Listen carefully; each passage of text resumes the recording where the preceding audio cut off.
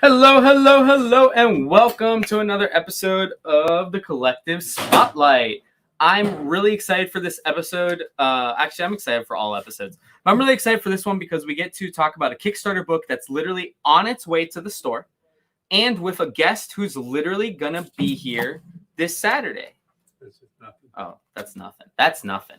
But our guest today is Austin Janowsky, who is the writer of Stanley The Snowman for Scoot Comics.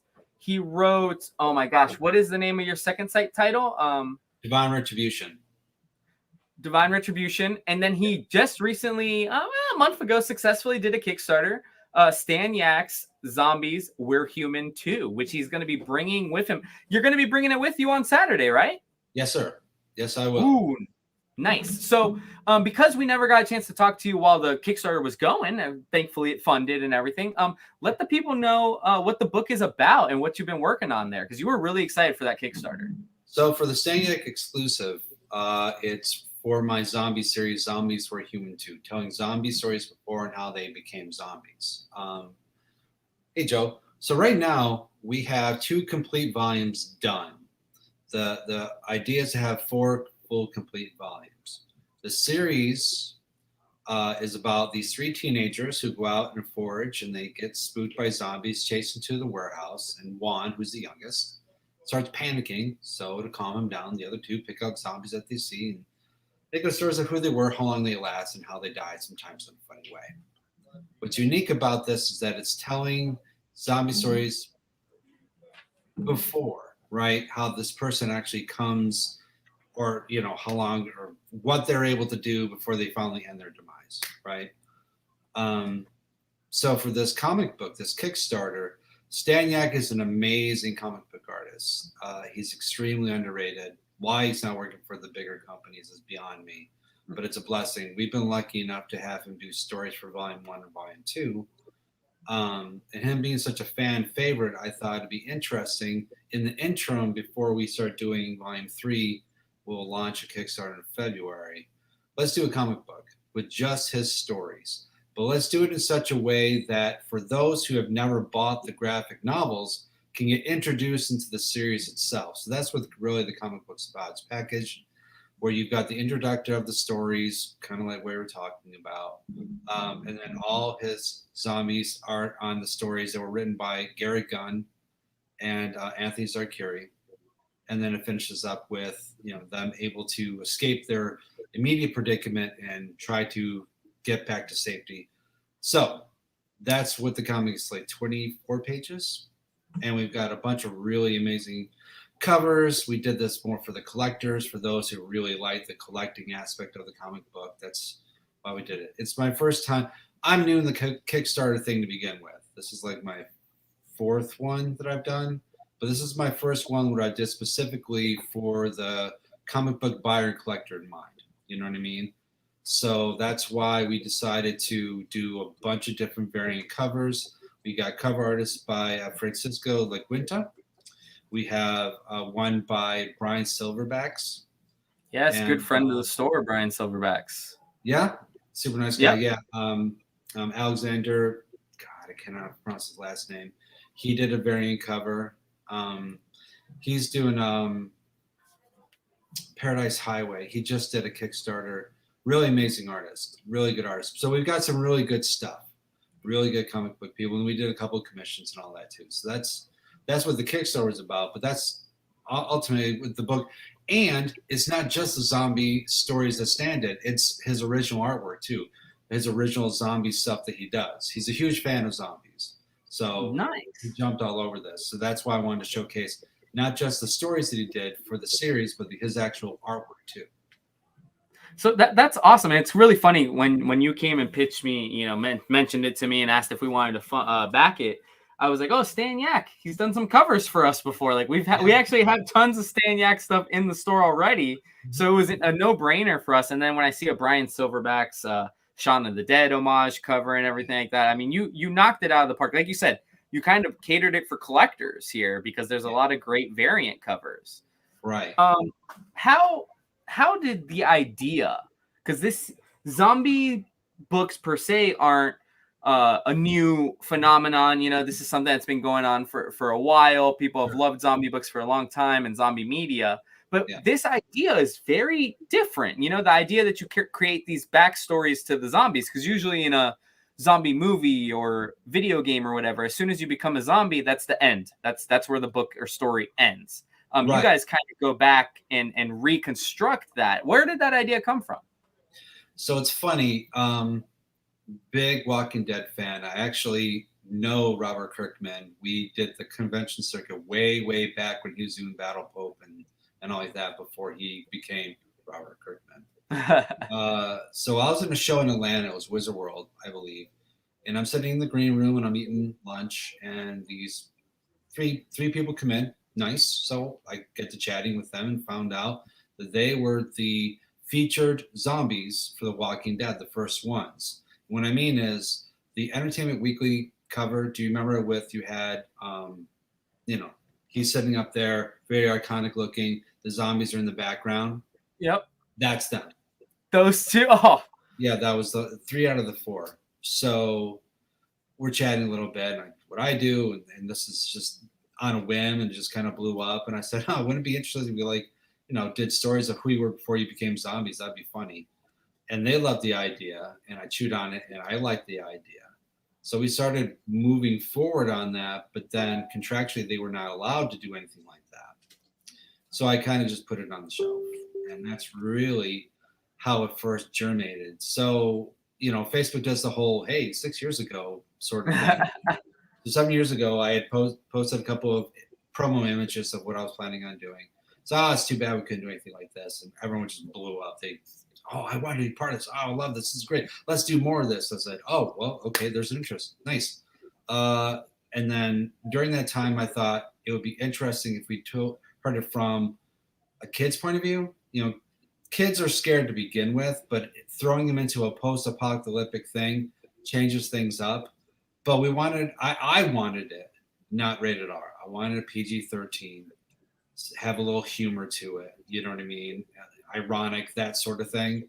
And that's really how it just came to be. You know what I mean? Yeah, look at that, dude. That's just, the art is amazing, man. I mean, Stan knocked it out of the park, and then you got some great cover artists that kind of go with the flow of what you guys have on the insides. I don't get to talk about it much in the comic sector, but I'm a big zombie fan. I grew up with Resident Evil, actually, predating a smidge on Walking Dead. And I love not the movies, but the video games. And I loved it.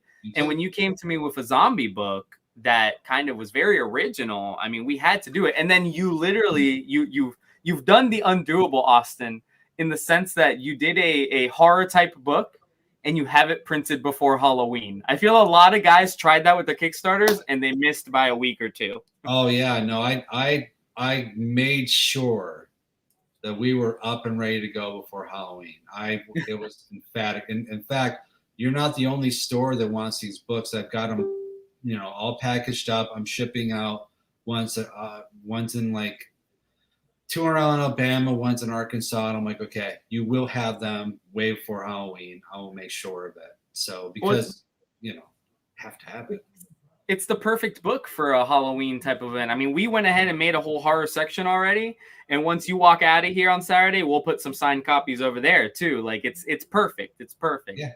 So Joe asked, and I think you kind of mentioned at the beginning, but to get clarification, he said, will it be an ongoing or will there be volume 2? So like you said, technically there's planned to be 4 volumes of this, right? Yeah. Overall? Yeah. So what we're going to be doing is 4 full complete volumes. And right now, we have over 200 pages of zombie art and stories done, already, with more people wanting to do stuff, which is amazing. So yes, we're going to do volume 3. We're going to do volume 4. And then what we'll be doing is individual, single one-shot comics and kind of introducing different characters, not solely zombies, but different characters because throughout the series, it's not just the 3 kids. They run into other people, that either come with them or they don't make it or they go off on their own. It's a whole thing. And there's some brutality to it. I mean, it's a pop, it's people die. I mean, I'm not gonna lie to you. There's, don't get too attached to certain don't get characters. too attached. Right? Yeah, but yes, Joe, it's 4 volumes, and then we'll be doing individual comic books, one shots, and then yes, world building, exactly. And then we might do a completely different group and then start up again. The nice thing is that it's done in a certain way where you can you have your underlying storyline and you have the different zombie stories. And what else is unique about this, the series is the zombie stories are done by different art teams, different writers and artists, right? And they're done in black and white. And it's not just pro too. It's the amateurs that haven't really had a chance to. I work with them to get their stories and artwork in a good place. I've got like Joe Davison, who was the nerdy tech in Stranger Things 2. He has stories in volume 2 and volume 3. We've got a couple of directors, horror directors, that are now doing stories for the volume itself. Because, everyone has been dreaming about getting published, right? And they haven't had the opportunity. This is a vehicle for them. And it's only 1 to 10 pages, these zombie stories. It's not overly, oh my God, I have to write like a 3-issue series. So it's not as daunting to them, and they find that quite appealing too. So when you're, coming up with a story for something like this, is there a struggle to find out kind of how much human you put in there, how much zombie you put in there? Because, you've got the kids as the main characters, but then you're kind of telling the origin story, but it is post-apocalyptic. Do you have a ratio in mind of how much human to zombie interaction you're trying to do in a story like that? Well, okay, so for the main storyline, it's usually 50-50. They're not comfortable by any means. They might be able to relax a little while, and then to keep the story going, there's have to be conflict. I mean, that's just how story 101 goes. The zombie stories is you don't see them become zombies until the very, very end, if you don't. Sometimes you see them getting bit, and then it's like, oh crap, and then the story ends. You know what I mean? It's not the maturation, and then you see them wandering as in a zombie. Sometimes the storyline doesn't even go that far, because I have some that are like just 2-3 pages, you know what I mean? Or just a couple pages, or, they got the full 10 if they want to, you know what I mean? It's more focusing on who they were, what they try to do to survive for that long, and what finally ultimately happened to get them to turn into zombies. That's what it's about. Nice. I really am excited to have this in store on Saturday when you come out for collective Halloween Collective Fest. Yes, I am looking forward to it. Yeah, and then we had you. So this is a huge segue, but we had you here like a month or 2 back when your Scoot book, Stanley the Snowman, had come out. Completely different demographic that you go with there. But tell Scoot. So Scoot Comics is Scout Comics is all ages, like young adult or all ages really imprint. And Stanley Snowman was one of the most beautiful kids books that I saw this year. But can you tell the people a little bit about what Stanley Snowman was? Yeah, Stanley the Snowman it's an all age holiday series that is about Jenny, who is a loner, doesn't have a lot of friends, but she loves her family. She loves family traditions in the holiday season, especially. And she has one real friend, which is Stanley the Snowman. And she has this magical ability to bring him to life every holiday season. So that's basically what the book's about. And the first issue is, okay, he's alive. This is great. So many plans. We're going to do everything. And then the family goes, oh, funny story. We're actually going down to Florida to spend Christmas in Florida instead. So we got to go. And then she leaves Stanley behind. So then the adventure becomes, what does she do to try to get reunited with Stanley? And what does Stanley do to go down to Florida? I really love the book. I'm trying to screen share a piece of it real quick, because the art on this book is really like nothing else, man. Especially for a kid's book. I feel like people don't give kids books a lot of credit sometimes. I feel like that's why Richard and you guys at Scoot are kind of doing some tough work there, because it's the everybody knows we need books for kids to grow the hobby, to grow comic books. And I'm sure people say, "Oh, there's not a lot of money in kids' books and everything like that." But let me ask you, since you did it, what drove you to want to go ahead and write a children's book? Well, Christmas time is really, really important to my family. My dad was born on Christmas Day. So, so family traditions was extremely big with us. One of the big things we did was we would make sugar cookies the Christmas Eve day. We would make, and the whole family would come by and would make cookies. That started when I was a kid. We even do it now. We used to at night back in the day have the whole neighborhood come over and we'd have sort of a party going on. Now at night we watch Die Hard and then we go to Disney Springs is what it's called now. So family traditions is really big. But I noticed growing up that with us, we had one big present, we had our stockings, and that was it. It was great. And my kids were all about, you have one more than me, you're bigger than mine. And I go, ugh. The commercialism that's happening nowadays is just absolutely crazy. Traditions aren't really being focused on like they used to. It'd be interesting if we did a story about that. But I didn't want to do like a story with Santa. I didn't want a story with a reindeer. But no one's really done a snowman story since Frosty, right? Yeah. And this is a little bit different than Frosty. Frosty isn't like the pipe smoking sort of guy. Stanley embodies the spirit of Christmas and the family history, like everything they've done through the holiday season. So he's like the keeper of tradition, right? So that was really important to me. But I wanted to focus on Jenny. Jenny's like the main character, female characters. I've got 3 daughters, so she kind of has bits and pieces of all 3 of them. That's what makes Jenny. That's awesome. So this was really a kind of personal book for you, wasn't it? Oh yeah, no, very much so. I want this book, this comic book, I want this series to be something that everyone will read every holiday season, right? And then ultimately, the amazing hopeful is we can make this into a film that can be watched every holiday season because it has a good message to it, right? That would be awesome. And so the Stanley Snowman, the issue that came out through Scoot was one of the 199 issues. So am I led to believe that there is a graphic novel in the works for this, or was it a one shot? No, it's a graphic novel. I think it's coming out Christmas time. I haven't really heard exactly when it's being in previews. I don't know.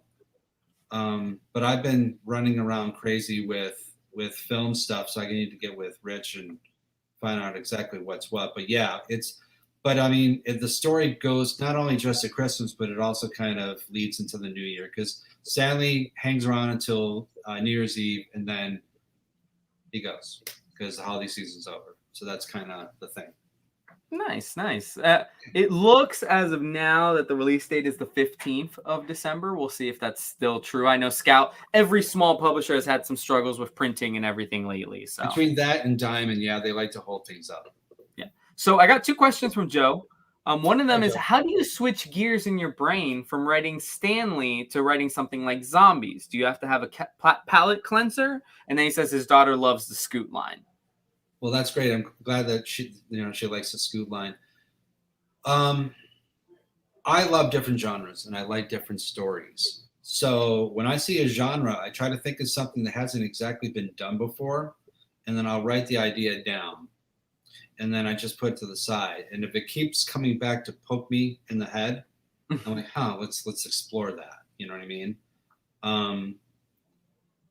That's really kind of it. Once I think of an idea that I want to do, I kind of think of the main character and I think of the ending. To me, once I have the ending, I'm like, okay, now I can backtrack. I can kind of build in from there and kind of just go. You know what I mean? I don't know. I like with comic books, I read all different kinds. I like depending on the mood, whatever. So writing has always been kind of what I've done. Like my first book I ever created was called Seventh Millennium. It was published back in 1994, went through Diamond, went through Capital, nationally distributed, made a profit in the whole time through Allied Comics. And that was all fantasy based on my D&D characters. You know what I mean? And then I created a superhero book called Tan, the Antarctic Ninja. And I just like the fact that he could teleport, but he had martial arts skills. And I like the fact that he could teleport to the South Pole, because that's when the ozone had the hole and satellites were easy to get through. And then I made a rogue gallery, but that's on the shelf. And then, then Divine Retribution came about, and that's a faith-based type book, but it's not like, in your face sort of thing, but it's more fantasy. So I did that just because, I like angels and I like, vampires and everything. And I thought, man, guardian angels have it tough. Like, they have these creatures that get slaughtered. They can't do nothing about it. Like, nothing. What would happen with like they finally said, you know what, I've had enough. Like, what would happen if they did that? So that's how that story came about. You know what I mean? I'm always asking questions like, this is interesting, but what happened if this happened? That's interesting. Let's write about it. And you also seem to not do two of the same thing twice, kind of. I mean, that's an oxy. That's kind of, I just reiterated myself. But you get like none of your books are kind of the same pony every time. You've done a holiday kids book, you've done a zombie book. Yeah. Your angel book is very different. It's more fantasy based, like you said. Divine Retribution is more fantasy based. So it's really cool that you're diving into a lot of these genres, some of which, like I said, aren't being used all the time. A young adult. I think State of Wolf called it all ages media, and all ages media does not get a lot of love. Well, so with Stanley was 10 years in the making before it finally got picked up to be published. Wow. Divine Retribution went through three other publishers that liked it, but for whatever reason we could not get it going. And then it finally went with Scout. And Zombies, I have publishers that want to pick it up, but I'm trying to get all the books done first. I want the volumes done and then figure things out as we go along. You know what I mean? Nice. I don't know. I try not to do something that's like everybody else, but I mean, the story's already been written. I just try to ask a question that has not been asked. That's what my stories are about. They focus on a question I don't think has been asked. And I love it, and I thought it was really cool, and you hit it right on the head when you were talking about Stanley. It was kind of like, okay, you didn't want to use Santa Claus, you didn't want to do a reindeer or Rudolph. Yeah. And technically Scout owns the license to Island of Misfit Toys, so it's like the perfect thing was to do a snowman, because it hasn't been done again since Frosty. That's almost 50-60 years old. Yeah. And you gave it a fresh twist. I mean, I guess we technically had that movie Jack Frost or whatever, but this feels way better. Like, if they make this into a movie, I'm way more excited than that was when I was a 12-year-old, So it's like, I really think this is awesome. And are you planning on, like we mentioned that in December we might have we'll get the trade for what would be volume 1, but are you planning on trying to continue to write Stanley stories for the holidays? Yeah, I've written the ending where there's a antagonist in the series, and I'm not going to say much about it because I might give the story away, but it's opened up that they can come back for volume 1. I like it. And like, what's really cool about this is you have an opportunity here, if it ends up really sticking around for a while, to kind of grow the book with an audience. This first book is very, very much for a younger audience. And if Stanley sticks around for 5-6 years, we could see a Stanley book that goes from being maybe young adult or from being all ages to being maybe a little bit more middle grade young adult. Yep. Is that, I know this is years in advance, but is that something you've thought about when being in this Scoot imprint? Yeah, no, I thought of that too. Also, what's interesting is that we can go like prequel style. We can go previous generations and deal with that. You know what I mean? Because he's been around for a very long time. What brings Stanley to life is everyone holiday season, everyone in generation can add something to Stanley of theirs that links them together and is able to bring them to life. So someone made the hat, someone made the hands, someone made the nose, someone made the scarf. So that's 4 generations, right? So Jenny's the 5th generation. So if you're thinking every 100 years or every 50 or so years, that's a good 200 years of possible back history that you can, tap into, So Joe said we go to the first prequel, which is Stanley the Snowball, right? Yeah, exactly. Yeah. Stanley the Snowman. No, that's cool, and I actually like, obviously I love the idea of revisiting the book, but I like the idea that you make it generational. In superhero comics, we talk about legacy characters so much and love or hate them or whatnot, but you've kind of created your own world here where you can have legacy characters that are truly legacy characters. This is going to be maybe Jenny's great grandmother, or something like that, or a great aunt, or somebody that came to the house or the area before. And is that kind of, again, being somebody who you said you wrote this based on a lot of tradition, I'm guessing you're somebody who believes heavily in family as well. So is that idea of growing that just something that really gets you excited when writing this universe? Oh, 100%. So to just a little personal on me is I'm adopted. So I don't know my biological parents. So family is huge to me, especially my daughters. I mean, they're my blood relatives, and that's important. And especially with what the world is going through the last 5-10 years, family is pretty much everything, So being able to write stories that can help connect families, generations, and that different family members can read at the same time. Like a dad can pass the comic to the daughter, or vice versa. You know what I mean? That's why I like Divine. You can kind of do the same thing. It's funny. You mentioned that, and then I just realized I kind of did the same thing with Divine. I mean, she's a guardian angel. She's been around for a long time too. That was extremely unintentional. I just did it. I like having options, I guess. If things go well, I like to go in different directions if I can. Yeah, no, and it's obviously like it's really cool because you mentioned that how in Divine the guardian angel is kind of been around for hundreds of years, and you can literally visit the different people that she's protected. That I guess that's the idea. It's a little less family, but still generational because it's going from the different people, and that allows for storytelling. I mean, whether you did it on purpose when you first thought of the idea or not, that allows for storytelling that can continue growing and not just like a definite 5-issue mini that's just over, right? Which I like. No, that's not saying you have to keep going back to the well, but it's just something that you have an option to if the fans want it.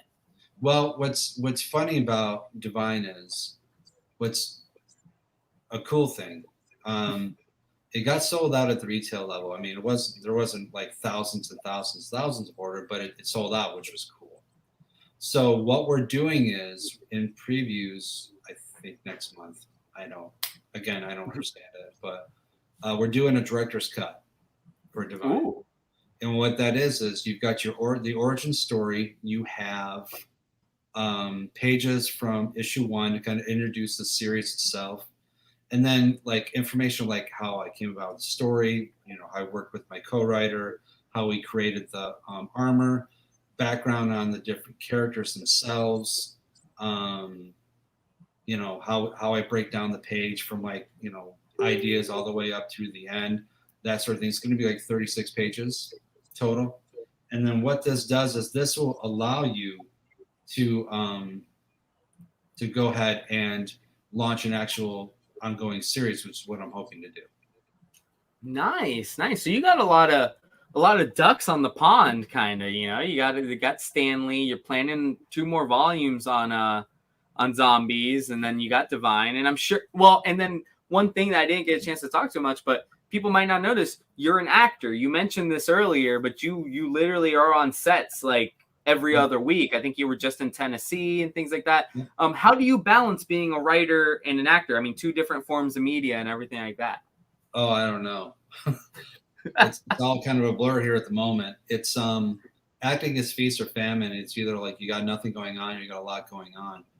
But the nice thing for me is that I kind of, it's 2 different thought process. It's all creative, but it's 2 different things.